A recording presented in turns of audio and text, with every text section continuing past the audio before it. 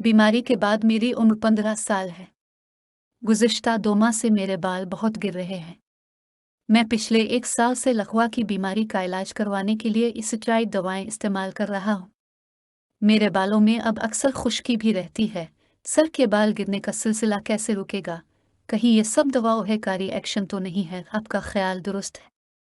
लकवा की बीमारी और स्टेरॉइड दवाएं दोनों बाल गिरने का सबब हैं।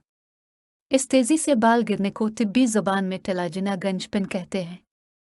इसकी दूसरी वजूहात में परेशानी, साइकोलॉजिकल स्टरलें और लामडर गज़ वगैरह भी शामिल हैं।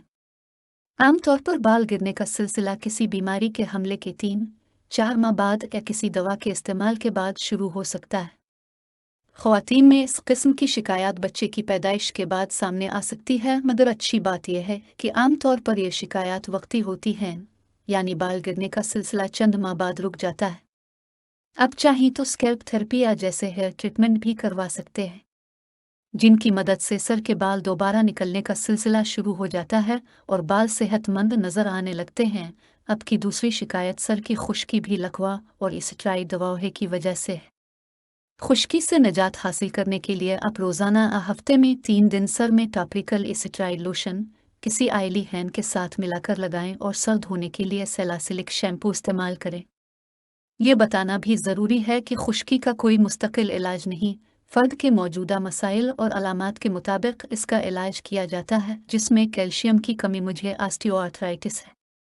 मुझे कैल्शियम की कमी पूरी करने के लिए रोज़ाना कितना दूध पीना चाहिए? मेरा मशवरा है कि आपको बिल्कुल दूध नहीं पीना चाहिए। अगर आप किसी ऐसे मसले का शिकार हैं जिसकी वजह से आपके जिस्म में कैल्शियम की कमी हो रही है, तो दूध और इससे बनी हुई चीज़ों का इस्तेमाल रोक दें। 1 कप दूध में 300 मिलीग्राम कैल्शियम होता है। इससे अंदाज़ा की जा सकता है कि सारा दिन खाई जाने वाली खुराक से हमें कितना कैल्शियम हासिल होता है। हर वो चीज़ जो हम खाते हैं हमारे मैदे पर 2 में से एक तरह का असर मुरतब करती है, या तो असर अल्कलाइन होता है, एसिडिक, एसिडिक। ये असरात हमारे खून में pH लेवल को मुतासिर करते हैं। हमारा जिस्मानी निज़ाम अल्कलाइन pH के साथ मुअस्सिर अंदाज में काम करता है। दूध या विदे से बनी हुई चीज़ें जिसमें एसिडिक असरात पैदा करती हैं और हमारा अब्लिक pH लेवल एसिडिक हो जाता है।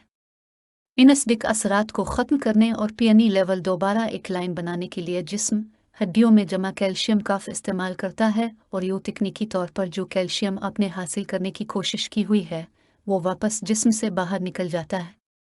दूध में लैक्टोज होता है।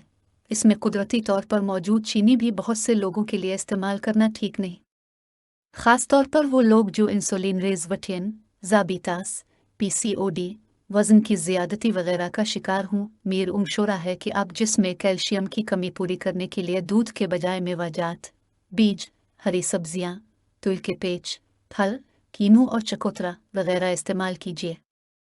दोपहर के खाने में प्रोटीन की मिकदार बढ़ाएं। इस तरह आपकी खुराक में शामिल कैल्शियम को जिस्म में जज़्ब करने में आसानी होगी। कैल्शियम के साथ साथ जिस्म में विटामिन डी की कमी भी नहीं होना चाहिए। विटामिन डी की कमी की वजह से जिस्म खुराक से कैल्शियम जज़्ब नहीं कर पाता। ऋषि चौधरी, माहिर ग़िज़ायात। बाल गिरने की वजूहात। मेरी उम्र 22 साल है। कुछ अरसे से मेरे बाल तेज़ी से गिर रहे हैं। मैं हफ्ते में 2 बार खोपरे का तेल बालों में लगाता हूँ, मगर फ़ायदा नहीं हो रहा। पढ़ाई की वजह से घर वालों से दूर हूँ और ज़्यादा वक्त इल्म के हुसूल में गुजरता है। क्या तालीम के हवाले से लाहिक परेशानी और घर वालों से दूर हो जाने पर जज्बाती दबाव ने मेरी सेहत मुतासिर की है, या ये मौसम का असर है? मुझे क्या करना चाहिए? गुज़िश्ता 10-15 बरस में बाल गिरने की शिकायत में बहुत इजाफा हुआ है। इसकी एक वजह यह हो सकती है कि नई नस्ल से ताल्लुक़ रखने वाले लड़के और लड़कियां अपने बालों के मामले में पहले ज़माने के लोगों से कहीं ज़्यादा हसास हो गए हैं, और फिर यह मसला अब ज़्यादा परेशान कुन सूरत इख्तियार कर गया है।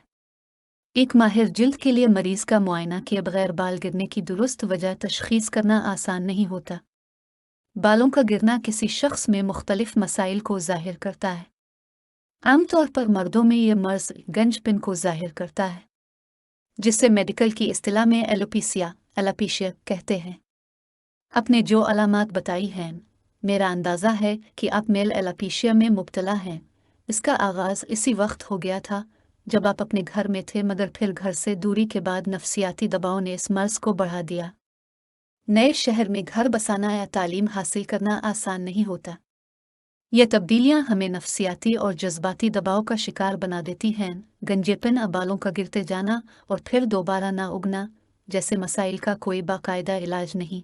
अलबत्ता मर्ज की रफ्तार कम करने के लिए मुख्तलिफ थेरापी ट्रीटमेंट किए जा सकते हैं, जिनकी मदद से बाल गिरने का सिलसिला कम हो सकता या भी सकता है।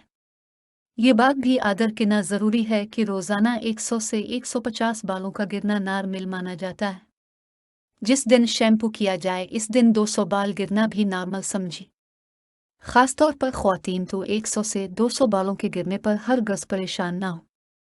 आपका कंधा भी बाल गिरने में इजाफे का सबब बन सकता है। अगर आप बारीक कंघी इस्तेमाल करते हैं तो इसमें फंसकर भी बाल गिरेंगे और फिर क्रिस्टल की वजह से आपके बाल किस कदर मुतासिर होते हैं इसका अंदाज़ा करना मुश्किल है। इस सिलसिले में सिर्फ यही मशवरा दिया जा सकता है कि आपको आला तालीम हासिल करने का मौका मिल रहा है। जब तालीम मुकम्मल हो जाएगी तो आप एक बार फिर अपनों के दरमियान होंगे।